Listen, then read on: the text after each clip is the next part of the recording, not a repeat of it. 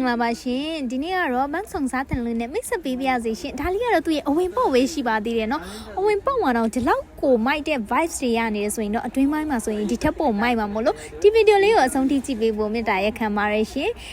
ဒီနေရာလေးကိုတော့ link အပေါ်မှာချပေးထားပါတယ် click လေးလုပ်လိုက်ပါရှင်ကဲသူ့ကိုဒါလေးကတော့အရှိပိုင်းဘက်မှာဖြစ်တယ်ပေါ့နော်အရှိဘက်မှာဖြစ်တယ်အနောက်ဘက် channel လေးရှိတဲ့အတွက်ဒါလေးကအရှိဘက်မှာဖြစ်ပါတယ်တစ်ချက်ကြည့်လိုက်ပါအောင်ရှင်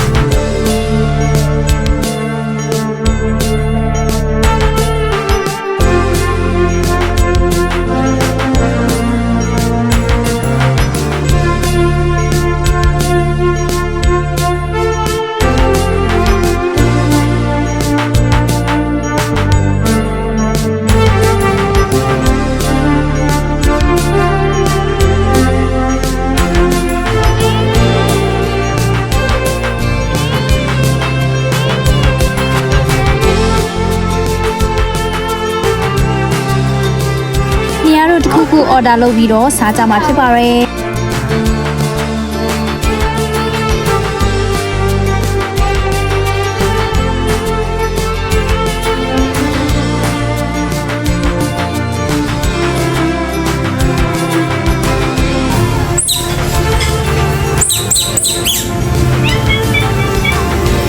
ကဲစားလို့ပြီးပြီဆိုတော့နောက်ထပ်အကြံသေးတဲ့ view လေးတွေလိုက်ပြပေးသွားမှာဖြစ်ပါရဲ့ရှင်ဒါလေးကတော့ဆိုနီယာရဲ့ pimples တွေများနေတဲ့ face လေးပါစေးတည်ညိုမအောင်ရှင်